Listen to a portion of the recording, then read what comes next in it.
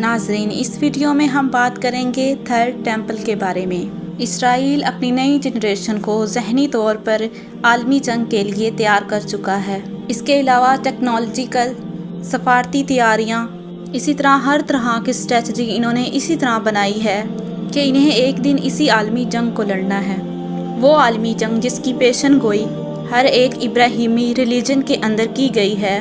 اور وہ پیشن گوئی جس کو کوئی نہیں ٹال سکتا، جنگ ارمزدون۔ حدیث کے اندر آتا ہے کہ اللہ کے رسول صلی اللہ علیہ وسلم نے فرمایا ہے کہ یہ جنگ اتنی خوفناک ہوگی کہ اگر کسی شخص کے 1000 بیٹے ہوں گے تو 999 اس جنگ کے اندر مارے جائیں گے۔ اور دوسری طرف مسلمانوں کا حال یہ ہے کہ دنیا کا کوئی بھی ایسا ملک نہیں ہے جہاں پر مکمل طور پر اسلام نافذ ہو۔ اسرائیل اور امریکہ نے دنیا کے تمام تر ممالک کو اپنی سائٹ پر کرنے کے لیے نیٹو کا انتخاب کیا ہے۔ یہ دنیا کے زیادہ تر ایسے ملکوں کا انتخاب ہے جو کہ مسلمانوں کے خلاف ہے، اور اسرائیل اس بات کو اچھی طرح سے سمجھ چکا ہے کہ اس سے بہترین موقع اس کو کبھی نہیں مل سکتا جب دنیا کے تمام مسلمان حکمران آپس میں تفرقے کا شکار ہیں، ایک دوسرے کے دستک گریبان ہیں، اور انتہائی کمزور ترین حالت کے اندر ہیں، کیونکہ اللہ تعالیٰ نے انہیں پہلے ہی بتا دیا تھا کہ یہ قرآن اللہ کی رسی ہے، اس کو پکڑ کر رکھنا اور ٹکڑے ٹکڑے مت ہو جانا، ورنہ تم پر دنیا کا عذاب ضرور نازل ہوگا۔ اسرائیل کے غزہ پر حملہ سے پہلے آپ یقیناً ایک دوسرے سے سوال کرتے ہوں گے کہ دنیا میں 57 اسلامک ملک ہیں، 1.8 بلین مسلمان ہیں، ان کے ہوتے ہوئے ایسا کیسے ممکن ہے کہ اسرائیل اتنی بڑی جرات کر سکے کہ کعبہ اور مسجد نبوی کے بعد مسلمانوں کی سب سے مقدس ترین جگہ بیت المقدس پر موجود مسجد الاقصی کو شہید کر کے اس کی جگہ پر اپنا ٹیمپل تعمیر کر دیں۔ لیکن آپ دیکھیں، اسرائیل نے جب غزہ کے 10,000 معصوم لوگوں کو قتل کر کے ان پر بم برسا کے ان کو قتل کیا، تو کون سا اسلامی ملک ہے جو ان کی مدد کے لیے جنگ کے میدان میں اسرائیل کے سامنے اپنی آرمی لے کے آیا، مذمت اور امداد کے علاوہ؟ بلکہ کڑوا سچ تو یہ ہے کہ اسلامی ممالک ایسے ہیں جو باقاعدہ طور پر اسرائیلی آرمی کے پیٹرول اور جنگی سامان سے مدد کرتے رہے، سفارتی طور پر بھی خاموش رہے۔ حالانکہ یہ تمام اسلامی ملک ایک ساتھ اکٹھے ہو جائیں تو اسرائیل کا وجود ایک دن بھی باقی نہیں رہ سکتا۔ آپ ذرا غور کریں کہ اسرائیل نے یہ تمام جنگ سوچ سمجھ کر شروع کی ہے، اس کی ٹائمنگ انتہائی اہم ہے۔ وہ چن کر ڈیوائیڈڈ رول کے ذریعے، یعنی توڑو اور کمزور کر کے ختم کر دو، ہر اس ملک کو کمزور اور ختم کر رہے ہیں جو کہ ان کی جنگ کی پیشن گوئی اور ان کے مسیحا دجال کی آمد کی پیشن گوئی کے درمیان میں آ سکتا ہے۔ مثال کے طور پر عراق، ایران، لبنان، مصر اور سب سے بڑھ کر فلسطین یا پھر حماس۔ اور اسرائیل کے مطابق اس ٹائم وہ بالکل تیار ہے، کیونکہ 2 سال پہلے 5 لال گائیں جن کو امریکہ کی ریاست سے ٹیکساس سے یہاں پر لایا گیا، اور یہ تورات کے اندر بیان کی گئی نشانی کے مطابق تھی، کیونکہ ان کا جسم پوری طرح لال بالوں کی وجہ سے لال تھا۔ انہیں بہت جلد مسجد الاقصی کے سامنے قربان کر کے مسجد الاقصی کو شہید کیا جائے گا، اور اس کی جگہ پر تیسری مرتبہ ہیکل سلیمانی کو تعمیر کیا جائے گا، اور اس کے بعد ان کا مسیحا دجال دنیا کے اندر ظاہر ہوگا اور پوری دنیا پر گریٹر اسرائیل کو قائم کرے گا، جس کا نقشہ ان کے پاس موجود ہے۔ حالانکہ یہودی قوم بھی اس بارے میں ڈیوائیڈڈ ہے کہ مسیح ہیکل کی تعمیر سے پہلے آئے گا یا اس کی تعمیر کے بعد۔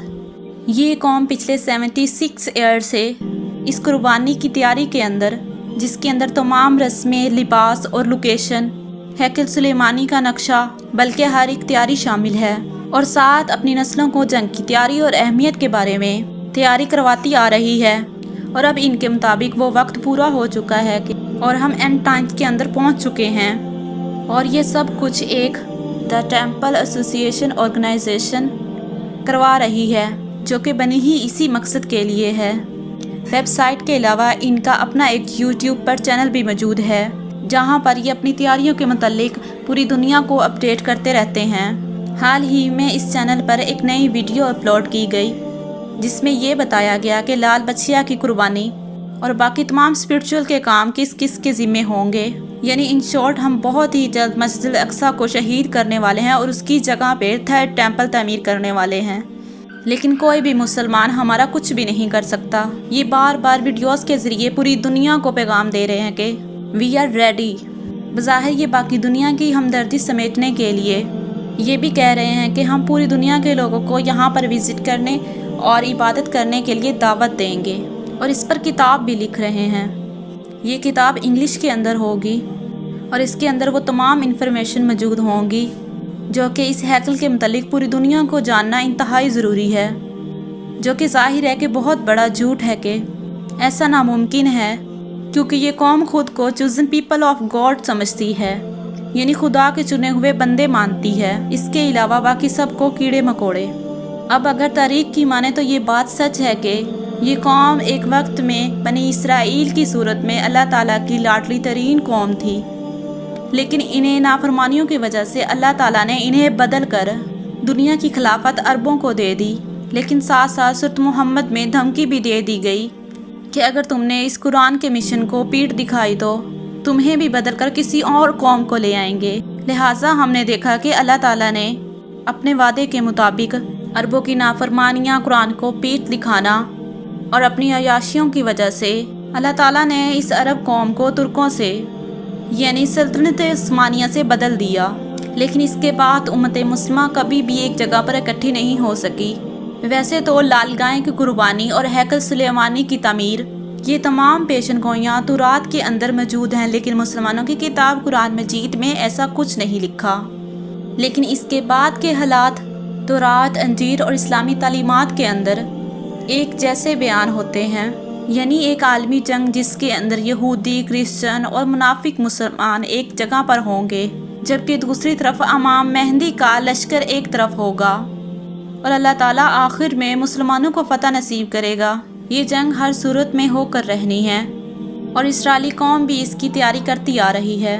لیکن یہ کب ہوگی اس کا کسی کو نہیں پتہ۔ لیکن ہمیں یہ کوشش کرنی چاہیے کہ ہم اس جنگ کو زیادہ سے زیادہ ڈیلے کروائیں۔ اگر یہ جنگ شروع ہو گئی تو اٹامک بامز کی تباہی کے بعد شاید پھر سے ایک بار انسانیت اسٹون ایج کے اندر پہنچ جائے،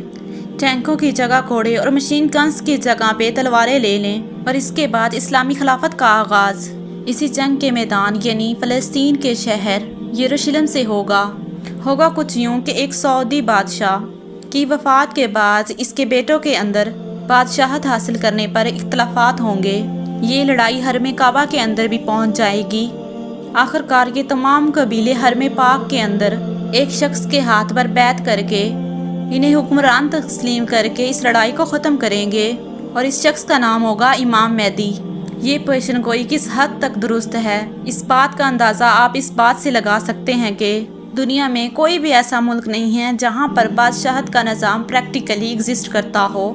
سوائے سعودی عرب کے، اور اس ٹائم بھی وہاں پر بادشاہت کو لے کر کس قدر کھینچا تانی موجود ہے وہ آپ کے سامنے ہے۔ امام مہدی علیہ السلام کی ہاتھ پر بیعت کرنے کے بعد تمام لوگ عرب کے اندر امام مہدی علیہ السلام کی حکومت کو قائم کریں گے۔ اللہ تعالیٰ امام مہدی علیہ السلام کی زمینی مدد اس طرح کریں گے کہ ان کے ظہور کی خبر سن کر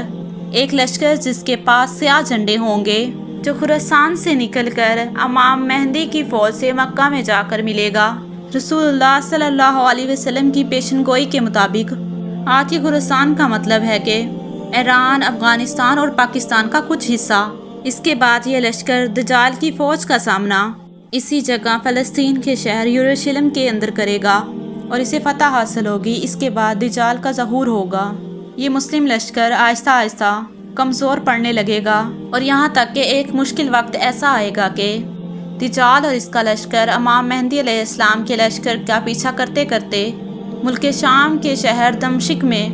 امام مہدی علیہ السلام کی فوج کو ایک جگہ پر گھیر لے گا، جس کے بعد اللہ تعالیٰ امام مہدی علیہ السلام کے لشکر کی آسمانی مدد ایسے کریں گے کہ حضرت عیسیٰ علیہ السلام دمشق میں جامع مسجد کے مینار پر واپس آ کر